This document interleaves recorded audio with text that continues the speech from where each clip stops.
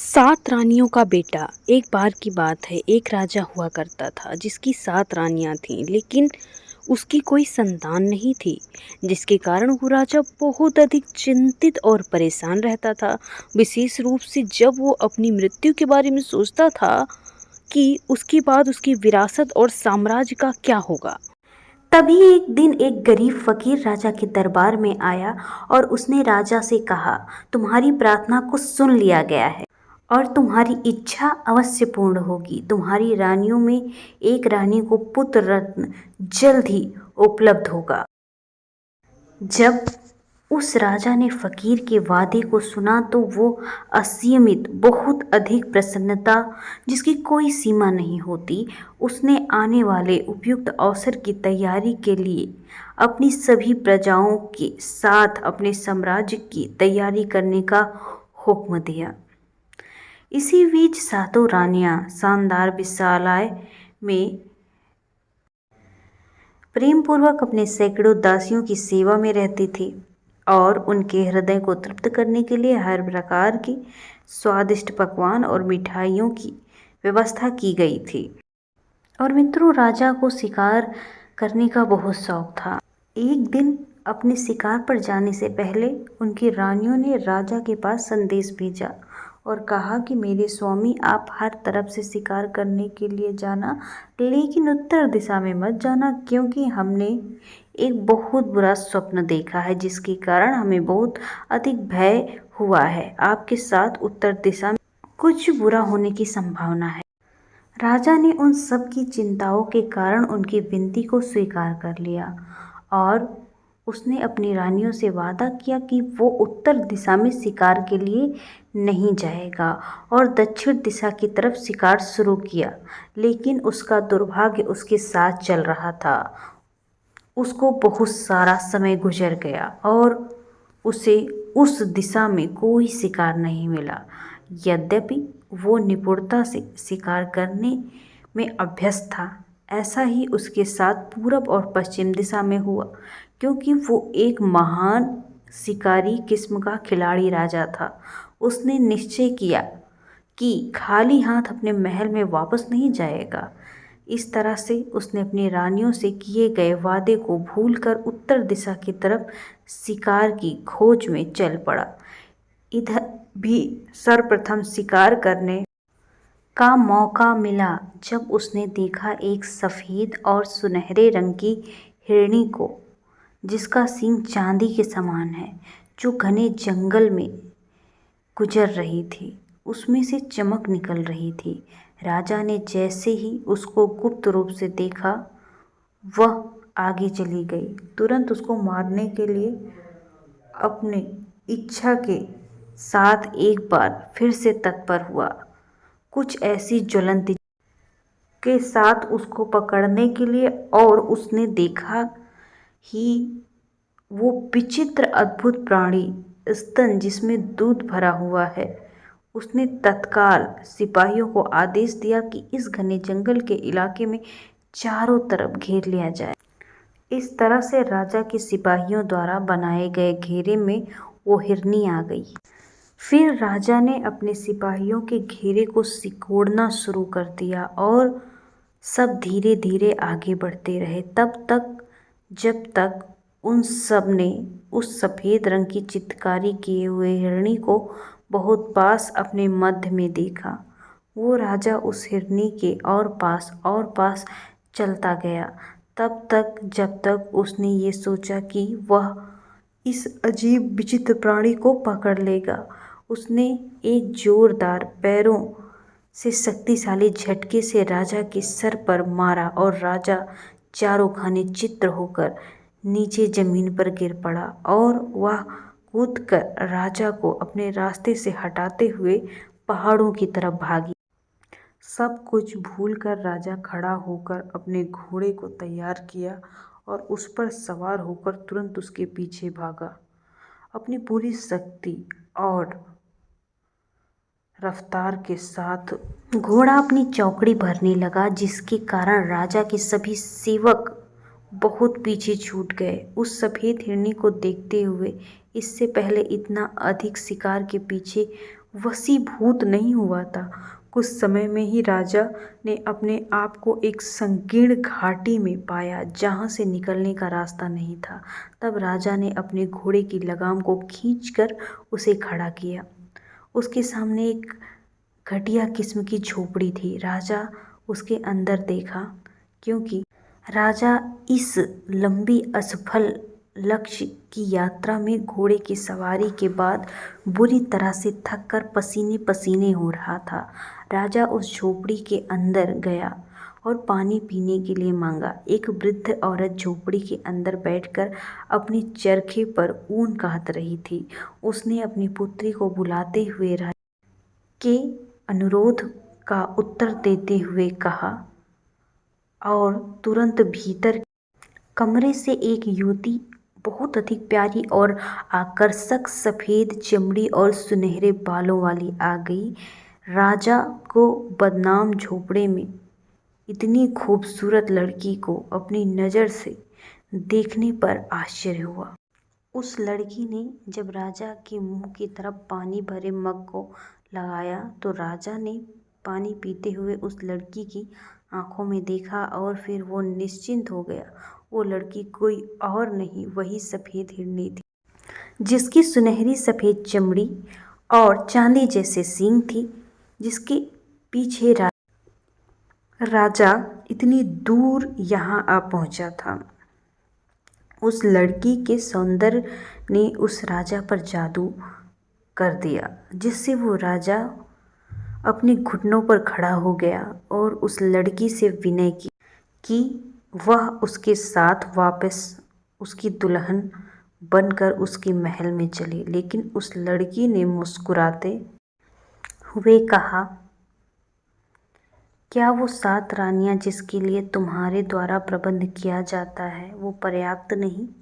तब राजा ने उसे मना करने को स्वीकार नहीं किया। उसने उससे और अधिक विनय पूर्वक प्रार्थना करने लगा और वह कामना करने लगा कि वो उस पे दया और रहम को दिखाए, और उसने उससे वादा किया कि वो राजा से कुछ भी मांग सकती है जो उसकी स्वेच्छा हो। उसने उत्तर में राजा से कहा, तुम मुझे अपनी 7 रानियों की आंख लाकर दे दो, शायद इसके बाद मैं तुम पर भरोसा कर सकती हूँ, जो तुम्हारे कहने का मतलब है।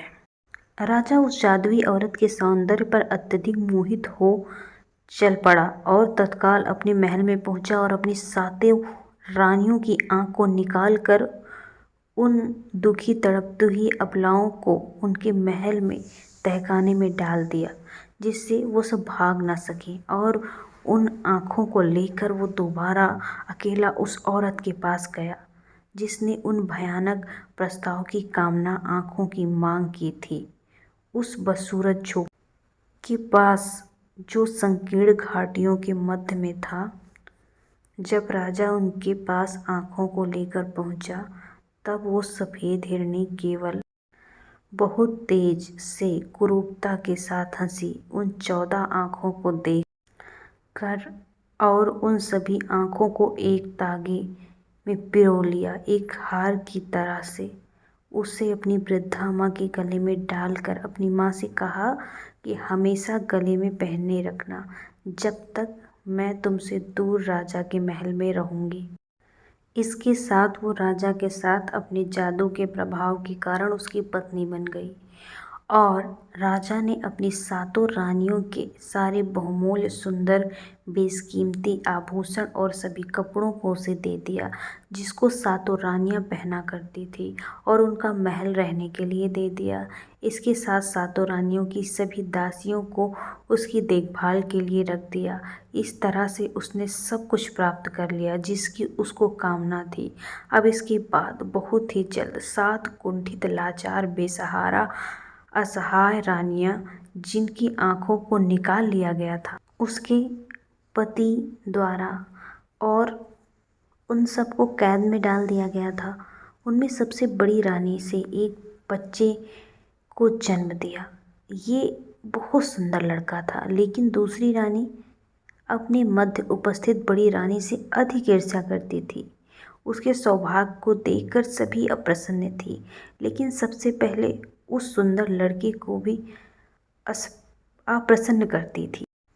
जब उस लड़की ने सिद्ध कर दिया कि वह उन सब के लिए बहुत उपयोगी है, तब वो सब उसको पसंद करने लगी और उसे अपने बेटे की तरह मानने लगी। और थोड़े ही समय में जब वह उसे तहखाने में इधर उधर घुमाता तो उसने तहखाने की छत को खरोंच खरोंच कर एक अतुलनीय कार्य को अपने हाथों से किया। पहले एक छोटा सा छिद्र बनाया, फिर उसको बड़ा बनाकर उससे घसीट घसीट कर रेंगता हुआ बाहर निकल गया। कुछ घंटों तक गायब रहा। वापस आया तो उसने अपने साथ कुछ मिष्ठान और खाने पीने का सामान लाया, जिसको समान रूप से बांटकर अपनी सभी 7 अंधी माताओं को दिया। जैसे ही वो बड़ा हुआ, उसने उस दीवार के सुराख को और बड़ा बना लिया और वह सुराख से हर रोज दिन में 2-3 बार बाहर जाता और आता था। और वह बाहर छोटे बच्चों के साथ खेलता था। सारे दूसरे बच्चे उसको छोटू छोटू करके बुलाते थे और उसमें कोई नहीं जानता था कि ये छोटा बच्चा कौन है, लेकिन हर आदमी उसको पसंद करता था।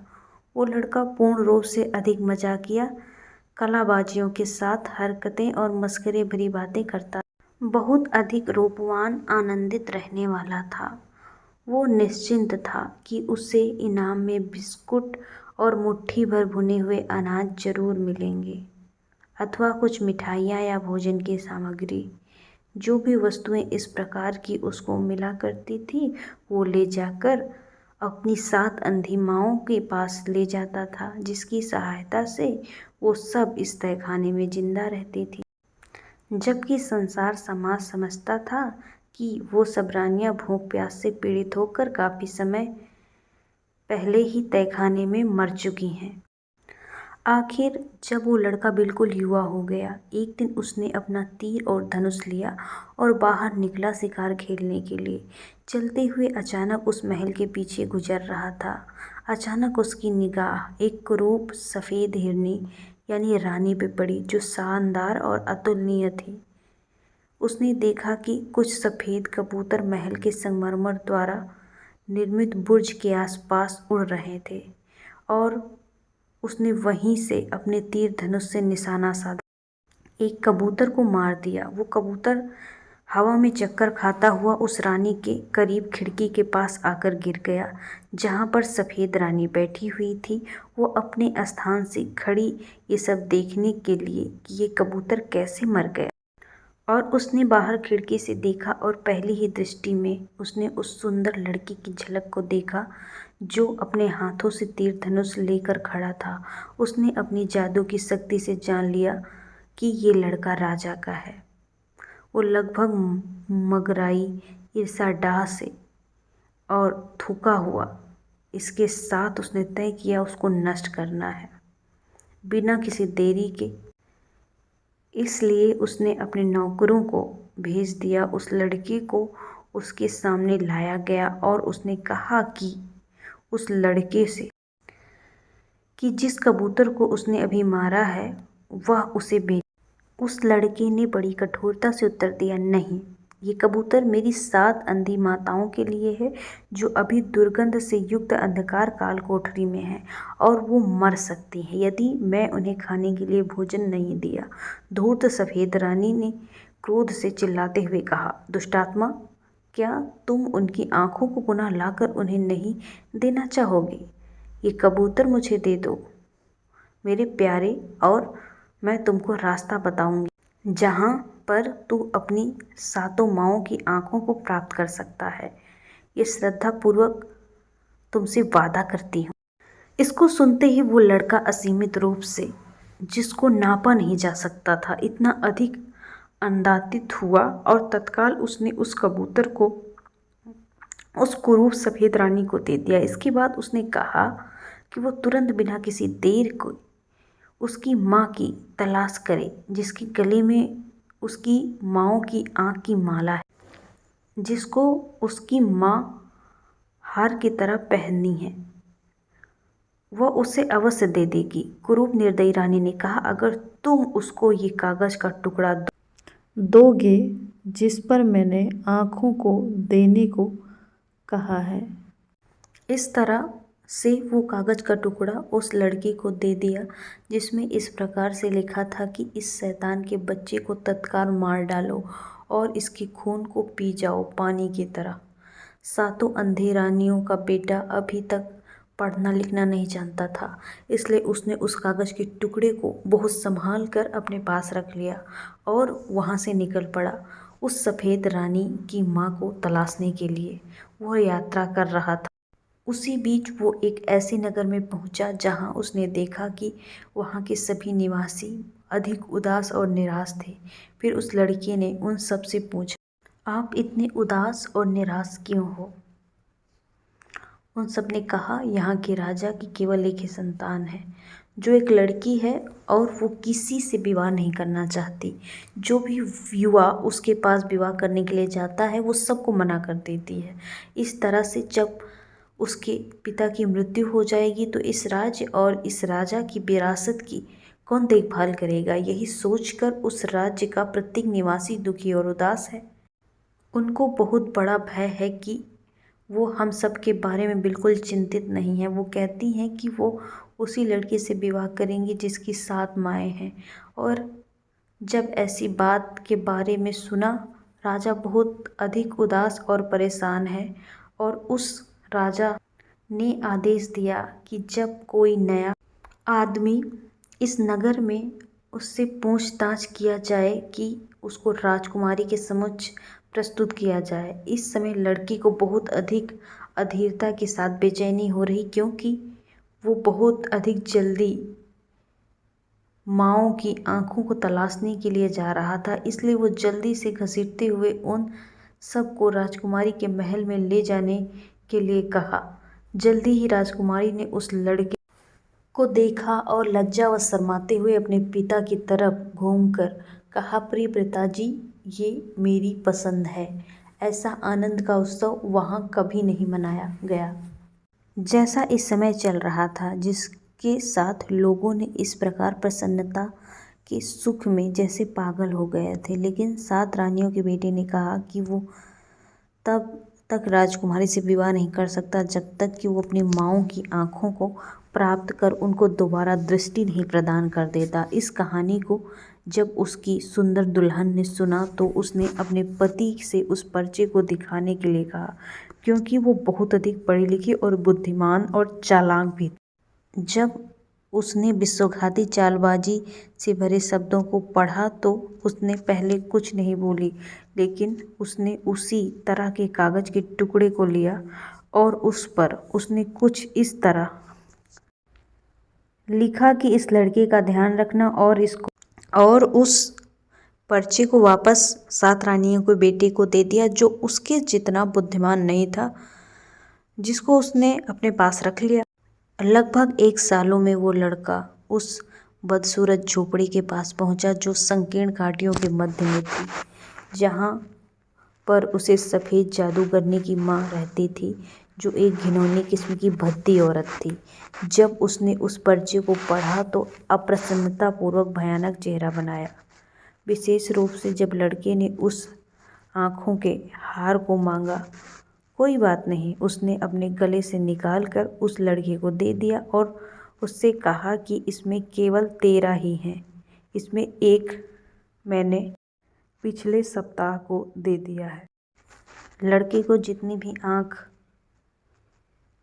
उसको मिली थी वो इसके लिए बहुत अधिक प्रसन्न था, इसलिए वो जितना जल्दी हो सके उतना जल्दी अपने घर पर अपनी माँओं के पास पहुंचने के लिए वहां से चल पड़ा और उसने 2-2 आँख की जोड़ी में सभी 6 रानियों को दे दिया और सबसे बड़ी रानी को केवल 1 आँख दिया और उससे कहा कि मेरी प्यारी माँ, दूसरी छोटी आँख की तरह मैं हमेशा तुम्हारे साथ रहूँगा। इसके बाद वो राजकुमारी के पास विवाह करने के लिए, जैसा कि उसने उसके साथ वादा किया था। लेकिन जब वो सफ़ेद रानी के महल के पास पहुंचा तो उसने फिर महल के बुर्ज पर कबूतरों को देखा और अपने तीर धनुष को निकाला और उससे निशाना साधकर एक कबूतर को मार गिरा दिया और वह कबूतर डुलमुल करता हुआ सफ़ेद रानी की खिड़की के पीछे जा गिरा। जब सफ़ेद हिरनी ने बाहर देखा तो उसको अपनी आंखों पर भरोसा नहीं हुआ। उसने आश्चर्य के साथ विचार किया कि अभी राजा का बेटा जिंदा है और अच्छा है। उसने नफरत और घृणा से रोया, लेकिन लड़के को भेजकर पूछा कि वो इतनी जल्दी कैसे लौटा। और जब उसने सुना कि उसने 13 आँखों को कैसे लाया था और उन्हें 7 अंधी रानियों को दे दिया, तो वो क्रोधित हुई और अपने क्रोध को नियंत्रण ना कर सकी। फिर भी उसने अपनी सफलता के साथ मशहूर होने का नाटक किया और कहा कि अगर वो ये कबूतर भी दे दे तो उसे जोगी की अद्भुत गाय के साथ इनाम देंगे, जिसका दूध पूरे दिन बहता है और तालाब को एक राज के रूप में बड़ा बना देता है। लड़का कुछ भी नहीं, उसे कबूतर दे दिया। उसके बाद उसने पहले उसे गाय के लिए माँ से पूछने के लिए कहा और उसे एक पत्रक दिया जिस पर लिखा गया था, बिना किसी असफलता के इस लड़के को मार डालो और उसके खून को पानी की तरह छिड़क दो। 7 रानियों के बेटे के रास्ते देरी के कारण जानने के लिए उसकी होने वाली राजकुमारी ने उससे पूछा, क्या कारण है देरी का। और उस लड़के ने सफ़ेद रानी के द्वारा दूसरा पत्र जो मिला था उसको देकर राजकुमारी उसकी नीयत को समझ गई, इसलिए उसने फिर से पहले की तरह पत्र के शब्द को बदलकर अपने पति को दे दिया।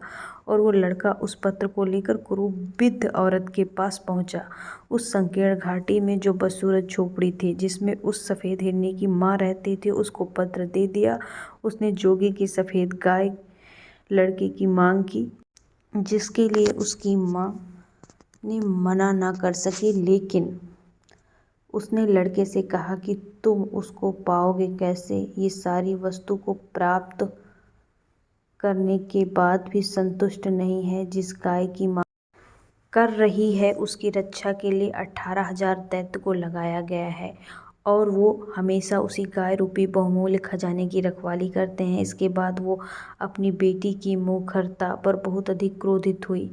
फिर उस लड़के ने बड़ी बहादुरी के साथ वो सब किया जो उसको करने को कहा गया था। उसने लंबी यात्रा की और काफ़ी समय के बाद उस जोगी के सफ़ेद गाय के पास और उस तालाब के पास पहुंच गया जो गाय के दूध से भरा था, जिसकी रक्षा के लिए वहां पर 18,000 दैत्य जुटे हुए थे। वे सब वास्तव में बहुत अधिक भयावह और खतरनाक थे। फिर भी लड़के ने इसे अपने उत्साह को कम नहीं होने दिया। वो अपनी संगति की ध्वनियों को बजाता हुआ आगे बढ़ता, राह ना बाएं देखा ना दाएं, वो सीधा चलता रहा। इसके बाद वो सीधा जोगी की गाय के पास पहुंच गया। सफ़ेद लंबी गाय जो बहुत सुंदर और अलौकिक थी, जो स्वयं वहां पर तैनात सभी दैत्यों का राजा था, उस गाय के पास बैठकर दिन रात उसको दुहा करता था और उस दूध के थन से झरते हुए सफ़ेद तालाब में जाता था जो पूरा दूध से लबलब भरा था। जोगी ने उस लड़के को देखकर कर्कश आवाज़ में कहा कि तुम यहाँ क्यों आए, तुम्हें क्या चाहिए। लड़के ने कहा कि वहाँ जो वृद्ध औरत उसे समझाया था। उस लड़के ने कहा कि मुझे तुम्हारी चमड़ी चाहिए राजा इंद्र के नगाड़े को बनाने के लिए। उन्होंने कहा कि तुम्हारी चमड़ी उनके नगाड़े के लिए अति उत्तम होगी। इसको सुनते ही जोगी ने कांपना शुरू कर दिया, क्योंकि किसी जिन जोगी में ये सामर्थ्य नहीं है कि वो राजा इंद्र के आदेश को नकार सके। और लड़के के पैरों में गिर गया और रोने लगा और कहा, जो तुम किसी तरह से मुझे छोड़ दो तो इसके बदले में मैं तुमको कुछ भी दे सकता हूँ, यहाँ तक कि अपनी सफ़ेद गाय को भी। इस पर 7 रानियों का बेटा थोड़ा हिचकिचाने का बहाना किया और अंत में तैयार हो गया। चलो कोई बात नहीं, ये कोई मेरे लिए बहुत मुश्किल कार्य नहीं। जोगी की चमड़ी की तरह कहीं से भी सफ़ेद चमड़ी को तलाशना, मैं तलाश कर उसको तुम्हारी चमड़ी के नाम पर राजा इंद्र के पास पहुंचा दूंगा। इस तरह से उसने उस सफ़ेद गाय को हाँक कर अपने साथ लेकर वहाँ से चल दिया और वो सारे खड़े होकर मुँह देखते रह गए, क्योंकि उन सबको राजा इंद्र के क्रोध का भय था। उसको लाकर उसने घर पर बांध दिया, जिससे उसकी 7 माँएँ बहुत प्रसन्न। वो सब उससे सुबह शाम उस गाय का दूध निकालती रहती और अपनी ज़रूरत के हिसाब से दही, घी, मक्खन आदि बनाती रहती और दूध को बाजार बेचती थी, जिससे उन सभी की काफ़ी आमदनी बढ़ गई और वो बहुत जल्दी धनी और धनी बनने लगी। ये सब आरामपूर्वक जीवन यापन को देखकर 7 माँओं के बेटे ने हल्के हृदय से राजकुमारी के साथ अपने विवाह के बारे में विचार किया। लेकिन जब वो सफ़ेद हिरनी के महल के पास से गुजर रहा था, उसने स्वयं को उसके बुर्ज पर उड़ते कबूतर का शिकार कर से रोक नहीं सका। ऐसा करते ही एक कबूतर का शिकार हो गया। सफ़ेद रानी के महल की खिड़की के बाहर लुढ़कते हुए, जिसको देखने के लिए सफ़ेद रानी ने अपनी खिड़की के बाहर झांका, उसकी निगाह फिर से 7 रानी के बेटे पे गई और वो अंदर ही अंदर अधिक क्रोधित होते हुए वो पहले से और अधिक सफ़ेद हो गई। क्रोध के साथ उसने थका हुआ चेहरा लेकर उसे पास बुलाया और उससे पूछा कि वो वापस कैसे आ गया। जब उसने सुना कि उसकी माँ ने उस 7 माँओं के बेटे से इतनी विनम्रता के साथ व्यवहार किया और उसका कार्य सिद्ध कराने में सहयोग किया, ये सब सुनकर वो अंदर से कुढ़ती रही, लेकिन उसके अपने चेहरे से व्यक्त नहीं हो पाया। इसके बदले उसने बड़े प्रेम से मुस्कुराते हुए कहा, बहुत अच्छी बात है कि तुमने उस जोगी की सफ़ेद गाय को प्राप्त कर लिया।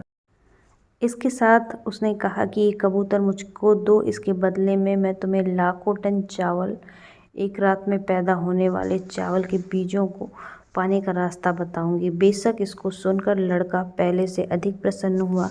इस बात के साथ उसने उस कबूतर को उस सफ़ेद रानी के हवाले कर दिया और इससे पहले उस रानी ने एक पत्र लिखकर उस लड़के को दिया, जिसमें लिखा, इस लड़के को मार डालो और कभी असफल मत होना और इसके खून को बहाकर तर कर।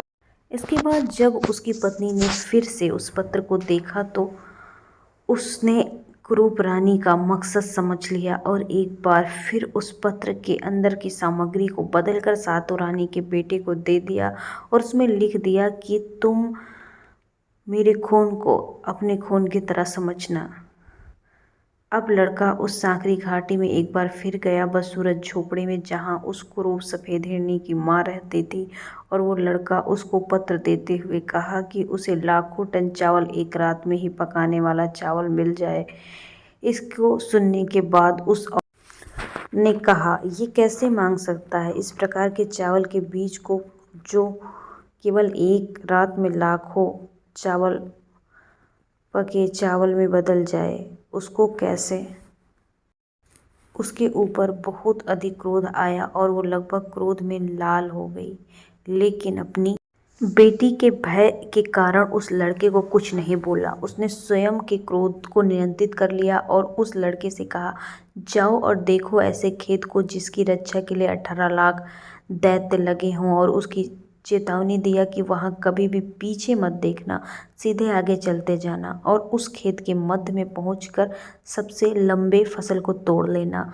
इस तरह से 7 रानियों का बेटा वहाँ चल पड़ा और जल्द ही उस खेत के पास पहुंच गया, जिसकी रक्षा के लिए 18 लाख दैत्य मौजूद थे और वहाँ पर वो लाखों टन चावल एक रात में तैयार करने वाला चावल का पेड़ सबसे मध्य में उगा था। वो वहाँ बहुत बहादुरी के साथ आगे बढ़ता चला गया और उसने ना दाएं देखा और ना बाएं, और जब वह खेत के मध्य में पहुँच गया तो उसने खेत के मध्य में सबसे लंबी फसल के पेड़ को वहाँ से उखाड़ लिया।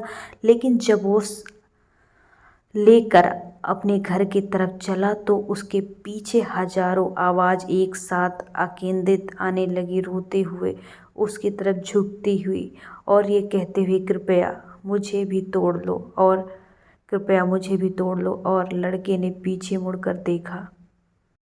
इसके साथ उसके शरीर तुरंत थोड़ी सी राख के ढेर में परिवर्तित हो गई। इसके अतिरिक्त वहाँ कुछ भी नहीं था। जब बहुत अधिक समय बीत गया तो वो लड़का वापस नहीं आया तो उस वृद्ध औरत को चिंता होने लगी, जो संकीर्ण घाटियों के मध्य छोटे से बस सूरज झोपड़े में रहती थी। फिर उसको याद आया, उसकी बेटी ने पत्र लिख दिया था, उसके अंदर वही खून है जो तुम्हारे अंदर है, इसे अपना ही खून समझना। इसलिए वो वहाँ से उस लड़के को तलाशने के लिए चल पड़ी। उसके साथ आखिर क्या हुआ?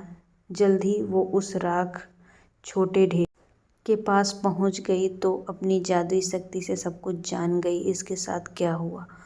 उसने वहां से थोड़ा सा पानी लिया और उस लड़के की राख में अपनी पानी डालकर उसको लोदा बनाया और उस लड़के की हूबहू मिट्टी के शरीर को बनाया और अपनी छोटी उंगली को काट कर उस लड़के के राख के शरीर में मुख से अपने खून के कुछ बूंदों को डाला, जिससे वो लड़का तुरंत उठकर पहले जैसे खड़ा हो गया।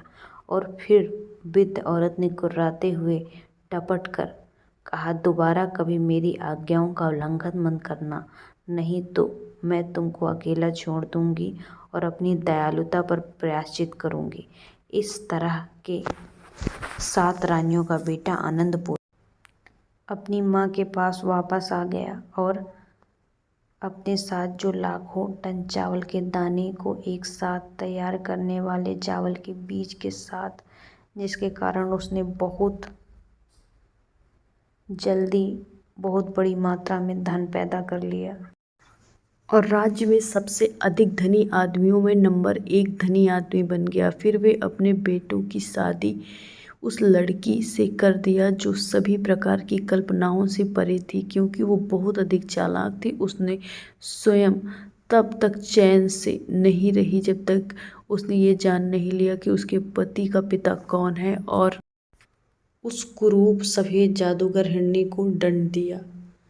इस तरह से उसने अपने लिए बिल्कुल वैसा ही महल का निर्माण कराया जैसा पहले 7 रानियों का महल था, जिसमें 7 रानियां रहा करती थी और उसमें सफ़ेद कुरूप हिरनी को निकाल कर बाहर कर दिया गया और 7 रानियों को उसमें फिर रहने को कह दिया गया। जब सब कुछ उसकी इच्छा के अनुकूल हुआ तो उसने अपने पति से कहकर शानदार भोजन उत्सव कराया और पूरे जनता के साथ बड़े बड़े सारे राज्य के सज्जन पुरुषों को आमंत्रित किया। और जब राजा ने रहस्यदर्शी रानियों के बारे में सुना तो उसने अपनी गलती को माना और अपने पुत्र के आमंत्रण पर उत्सव में सम्मिलित हुआ। अब राजा ने 7 रानियों के रहस्यमय बेटे के बारे में बहुत कुछ सुना था और उनके अद्भुत धन को देखा, इसलिए उन्होंने खुशी से निमंत्रण स्वीकार किया। लेकिन जब वो महल में प्रवेश किया और ये सब देखकर आश्चर्यचकित हो गया तो उसने पाया कि यहाँ हर किसी के लिए खुद का प्रतिकृति था। और जब उसका मेजबान बड़े पैमाने पर परिधान किया, उसे सीधे निजी हॉल में ले गया जहाँ शाही सिंहासन पर 7 रानियां बैठी थी। उसने आखिरी बार उन्हें देखा था। वो आश्चर्यचकित रह गया। जब तक कि राजकुमार आगे नहीं आ गया, वो खुद को राजा के पैरों को पकड़ लिया और पूरी कहानी उसे बताया। तब राजा अपने जादू से अचंभित और उसका क्रोध दुष्ट सफ़ेद हिरनी है कि उसे इतने लंबे समय तक जब तक वो खुद को शामिल नहीं कर सकता था उसके खिलाफ हो गया। उसे मार डाला गया और उसकी कब्र गठित कर दी गई और उसके बाद 7 रानियों ने अपने शानदार महल में वापस लौट आई और सब खुशी के साथ रहने लगे। दोस्तों, टाइपिंग एरर के होने की वजह से कुछ शब्द आगे पीछे हो गए, जिसकी वजह से माफ़ी चाहूँगी।